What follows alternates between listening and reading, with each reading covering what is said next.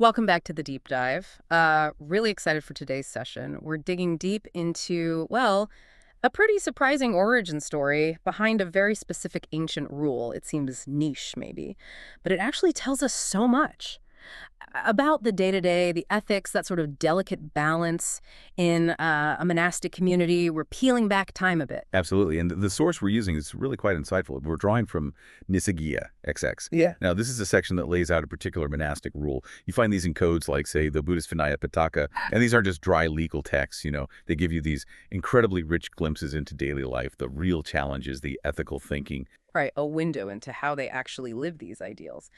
So the mission for you today is to see how one seemingly small incident, like really small, can blossom into a fundamental rule. And what does that tell us about balancing personal needs, community principles, and how does perception, just how things look, become so critical?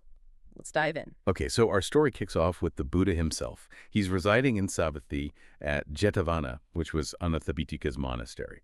You can sort of picture the scene, right? A hub of spiritual activity. And into this scene comes a monk, Ayasma Upananda Sakyaputta. Now, this Upananda, he just finished making something rather nice, a beautiful, well-made, reddish cloak. Sage. Yeah, you can imagine it looked pretty good. A new garment, probably quite well crafted, and sure enough, this impressive cloak catches the eye of a passerby, a wandering ascetic, a parabhajako. And this ascetic, the text notes, is wearing quite an expensive cloth himself, a mahagampite. He goes up to Upananda, clearly admiring the cloak, and maybe a bit impulsively, asks for it, offers his own valuable cloth in return. Okay, and here's the crucial moment. Upananda's response. It's super brief. Janahi avuso. Just that. Which means something like, understand, friend, or know this, friend. Right. And the ascetic immediately says, yes, friend, I understand. And boom, the exchange happens, cloak for cloth. But that brevity, you can instantly see the potential for misunderstanding, right? Especially if agreements were maybe less formal then. Exactly. And that misunderstanding surfaces almost immediately. The ascetic goes back to his own group, his community, and they look at the cloak, then think about the cloth he gave away, and they basically tell him, hey, your cloth was much better. How many cloaks are you going to get for that? Pointing out he got the short end of the stick. Instant buyer's remorse, essentially, fueled by his peers. Pretty much. He feels cheated, or at least like he made a bad deal. So naturally, he heads back to Upananda, tries to reverse the transaction, asks for his original, more valuable cloth back, and offers Upananda's cloak in return. But Upananda, he refuses, flat out. He just reminds the ascetic, didn't I tell you no, friend? Basically saying, you understood the deal, I will not give it back. Okay, so from Upananda's view, the deal was done, sealed. This, well, it leads to a very public complaint. The ascetic starts lamenting loudly, arguing that, look, even ordinary lay people return things if someone regrets a deal. Why wouldn't a renunciant, a monk, do the same? So it's escalating beyond just the items. It's hitting at the monk's perceived ethic. Exactly. It's about the reputation of the whole community now. And this commotion doesn't go unnoticed. Other monks in the Sangha, the community, they overhear this. The text calls them modest monks. And they are not happy. They disapprove strongly. They start questioning how Upananda could possibly engage in kaya vikaya, which is basically buying and selling with this wanderer. So they saw it as commerce, not just an exchange. Precisely. To them, it had the whiff of worldly trade, something monks were supposed to be detached from. Okay, so the community is ruffled. What happens next? They take it higher up. Yes, the monks report the whole affair directly to the Buddha. And the Buddha's response is quite direct. He summons Upananda, asks him point blank if the story is true. Upananda confirms it. Sikkhāpada, true, blessed one. No attempt to hide it. And then comes the rebuke. The Buddha lays into him, how could you, foolish man, engage in buying and selling with a wandering ascetic? And he adds that crucial bit, this is not for the benefit of those without faith, nor for the increase of faith. So it really wasn't just about the fairness of this specific swap, was it? It was bigger. Much bigger. It's all about how the Sangha, the monastic community, is perceived by everyone else. If monks look like they're wheeling and dealing, engaging in commerce, well, it completely undermines their whole purpose, their renunciant path. It erodes that public trust they rely on. Exactly. People support the Sangha because they believe monks uphold a different standard. This incident, it directly threatened that image, that trust. And so, right out of this specific incident, this dispute over a cloak, comes the formal rule, the sikkhāpada. That's right. The rule is laid down. Whatever monk engages in various kinds of buying and selling, It is Nissaggiya pācittiya. Okay, Nissaggiya pācittiya, that sounds serious. What does it actually entail? What are the consequences? It is serious in monastic law. It means the offense requires two distinct actions. First, Nissaggiya, forfeiture. You have to give up the item involved in the transaction. It's confiscated, essentially. And second, pācittiya, confession. You have to formally confess the transgression to the Sangha. So it's both a material consequence, losing the item, and a public ritual consequence, the confession. Precisely. It's designed to be a very clear and tangible reinforcement of that principle. No commerce. Now, the rule mentions various kinds, nanapakaraka, of buying and selling. How broad is various kinds? Oh, it's incredibly broad. The commentary really spells this out. It's not just robes. It covers alms food, dwellings, medicine for the sick. Okay, major things. Yes, but also, quite remarkably, tiny everyday items. The text specifically lists things like katapitopi and takahapita sakosutapi, Sure. things like tooth powder or toothsticks for cleaning teeth, or even just a bit of thread.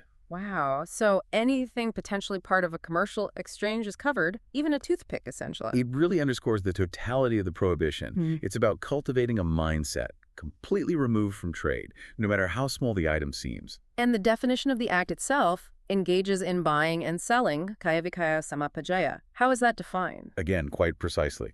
It includes actions described as give this for this, bring this for this, exchange this for this, purchase this for this, any kind of quid pro quo involving material goods. Okay. But then there's this interesting detail about a two-stage offense, an initial misstep versus the full violation. Can you walk us through that? Yes, that's quite nuanced. There's an initial lesser offense, a dukkha. This is incurred just by engaging in the act of transgression. So maybe the verbal agreement, the intention to actually make the trade. Like just saying, okay, let's swap. Kind of, yes. But the full Nissaggiya, the part requiring forfeiture, that only kicks in once the exchange is physically complete. The texts specify the monk's item is in the other person's hand, and the other person's item is in the monk's hand. Ah, so it's the actual handing over, the completion of the transaction that triggers the more serious offense and the forfeiture. Exactly. It distinguishes between the agreement and the final act. That is quite a fine distinction. So if the full Nissaggiya offense occurs, how does the forfeiture actually happen? What's the procedure? It's a formal process within the Sangha. The monk who committed the offense has to confess. Typically, they'd approach a senior monk or the community and say something like, "Venerable Sir, I engage in various kinds of buying and selling. This item, whatever it is subject to forfeiture. I forfeit this to the Sangha." Okay. And then the Sangha just keeps it. Not usually. After accepting the confession and the forfeited item, the Sangha often re-gifts it. Sometimes back to the original monk, sometimes to another monk, sometimes may be used for communal purposes. It's symbolic. The act of forfeiture purifies the item and reaffirms the monk's commitment to the principle of non-commercialism. Right. It cleanses the transaction in a way. Yeah. Now, this next part I find really fascinating, the role of mental state or perception. So if you buy or sell, and you know you're buying or selling, it's Nissaggiya pācittiya. Makes sense. If you do it, but you're doubtful whether it counts as buying or selling, it's still Nissaggiya pācittiya. Right. Still the full offense. But here's the really striking one. If you perform the act, but you genuinely don't perceive it as buying or selling, maybe you think it's just a gift exchange or you're confused, it's still Nissaggiya pācittiya. Yes. That's a crucial point. What does that tell us? Why is intent or lack of awareness seemingly irrelevant here? It tells us that the rule prioritizes the objective act itself over the subjective understanding of the monk involved. It's less about, did you mean to trade? And more about, did a trade objectively take place? The external appearance and the principle of non-attachment to commerce are paramount. So you can't just say, oh, I didn't think of it that way. The act itself triggers the consequence. Exactly. It maintains a clear objective boundary, regardless of potential self-deception or misunderstanding. That's a really strong stance. It clarifies that the community standard and perception are key. Okay, but surely there must be exceptions. What's not an offense, Anapati? How do monks get basic necessities?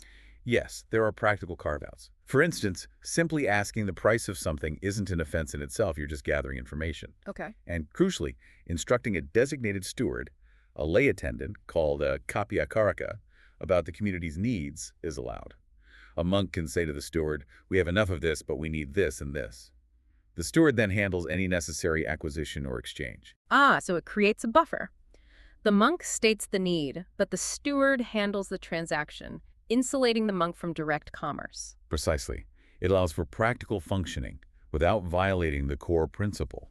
And we should also briefly mention the texts do note exemptions for specific cases, like a madakasa, someone considered mad or mentally unsound, and adikamikasa, which refers to a first offender, someone new to the rules, perhaps. Right. It shows there was some flexibility or compassion built in. Considering context, it wasn't completely rigid.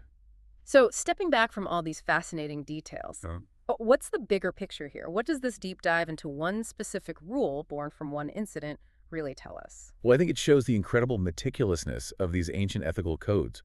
It's not just about broad principles, it's about translating those principles into very concrete everyday actions. And it really highlights the immense importance placed on maintaining the integrity and, crucially, the perception of integrity for a renunciant community, keeping it free from the entanglement and even the appearance of worldly commerce. Absolutely. It's amazing how these, seemingly small details in ancient text can shine a light on such profound ideas about community, about transparency, about the struggle to live up to ideals day to day. It really is about setting clear boundaries to protect a chosen way of life, even if the boundary is about something as small as, well, a toothstick. Exactly. And you see this continuous effort in these texts, this process of defining, refining, adjusting the rules to ensure they serve that larger spiritual purpose and maintain that vital public trust. What an incredible journey we've taken from, one monk's slightly dodgy cloak exchange So yeah. all the way to a fundamental rule shaping monastic life for centuries. It really shows how specific moments can forge these broad ethical framework. It certainly does. And perhaps it leaves us, and you listening, with a thought to chew on. What seemingly small actions or exchanges in our own lives, if we looked at them through a different lens, may be focusing on their wider impact or perception.